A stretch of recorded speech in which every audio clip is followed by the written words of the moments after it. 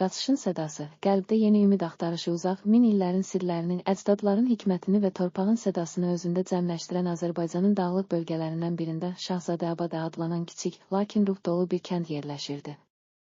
Bu kəndin dar daş küçələri, ətrafdakı qürurlu dağların kölgəsindən axan çayın səsi və köhnə ağacların əsrarəngiz hüzuru insanlara keçmişin acı şirin hekayələrinin, ailə və dostluq bağlarını və sarsılmaz ümidin işığını bəxş edirdi.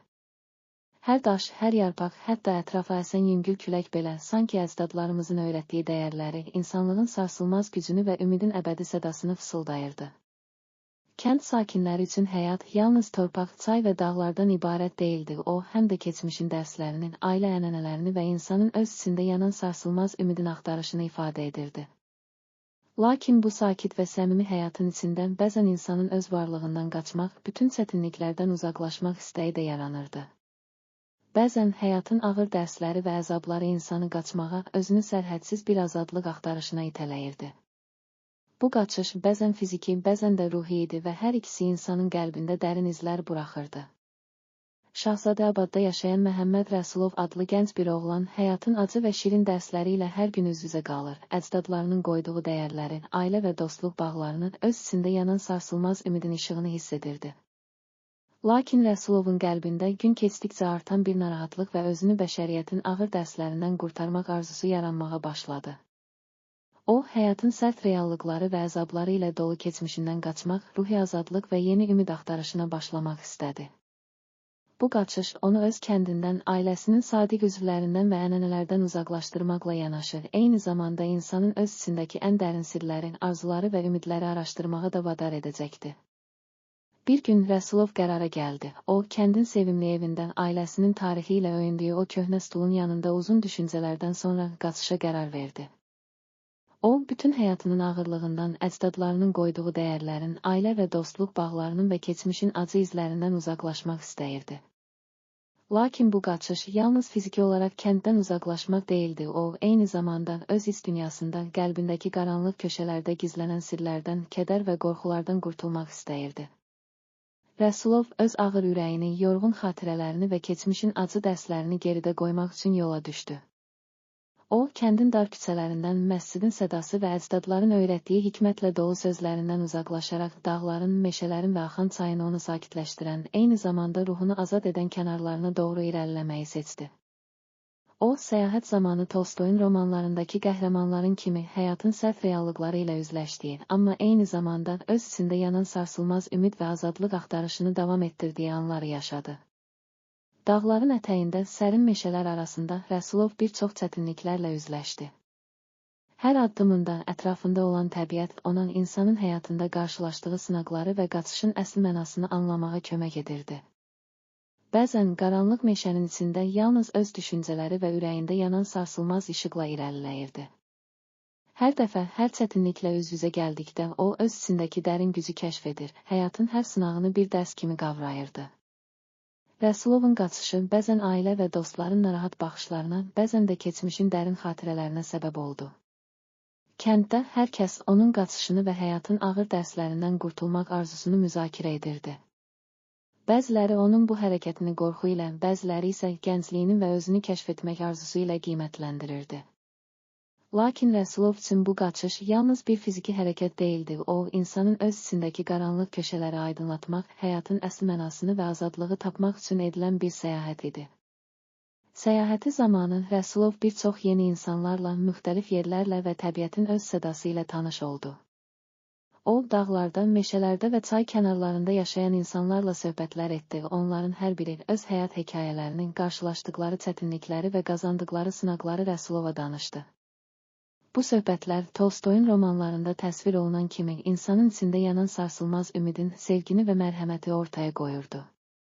Bir çox yaşlı kişi keçmişin acı və şirin anlarının, ailə bağlarının dərinliyini və həyatın sərt reallıqlarını Rəsulova danışdı. Onlardan biri deyirdi, həyat, oğlum, yalnız asan yollardan ibarət deyil. Hər bir sınaq, hər bir çətinlik bizə öz içimizdəki dərin gücü, sevgi və mərhəməti kəşf etdirmək üçündür.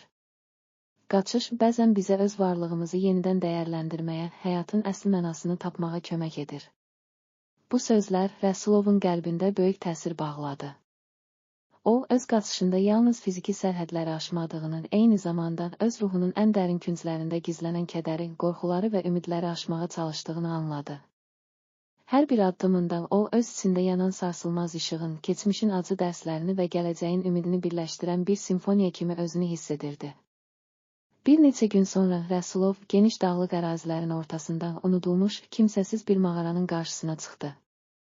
Mağara soyuq və qaranlıq idi, onun divarları illərin tozunu üzərində daşıyan, keçmişin acı və şirin hekayələrinin, əcdadlarımızın öyrətdiyi dəyərləri və insan qəlbində yanan sarsılmaz ümidin sədasını əks etdirirdi.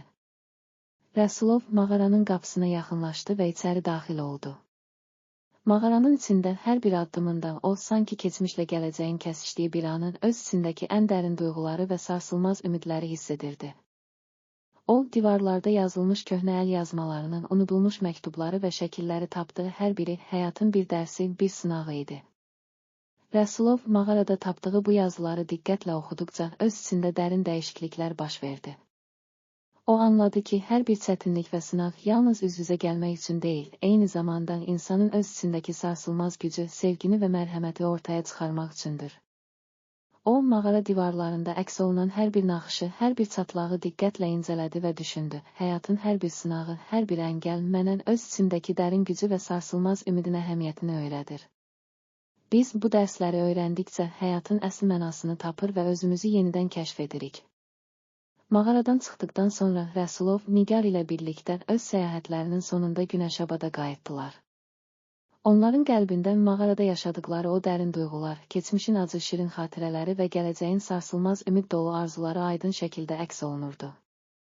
Kəndə qayıtdıqları gün Həsən bəy bütün ailə və kənd sakinləri arasında böyük bir məclisdə çıxış edərək belə dedi: "Əzizlərim, Rəsulovun və Nigarın səyahəti bizə həyatın hər bir çətinliyi və sınağı qarşısında öz içimizdə yanan sarsılmaz ümidin, sevginin və mərhəmətin nə qədər dərin olduğunu göstərdi. Biz bu dəyərləri qoruyub saxlamaqla həm özümüzü, həm də gələcəyimizi inamla qura bilərik. Həyat yalnız maddi sərvətlərdə deyil, qəlbdə, ailə və dostluq bağlarında və keçmişin dərslərində gizlidir." Bu çıxış kənd sakinləri arasında böyük təsir bağışladı.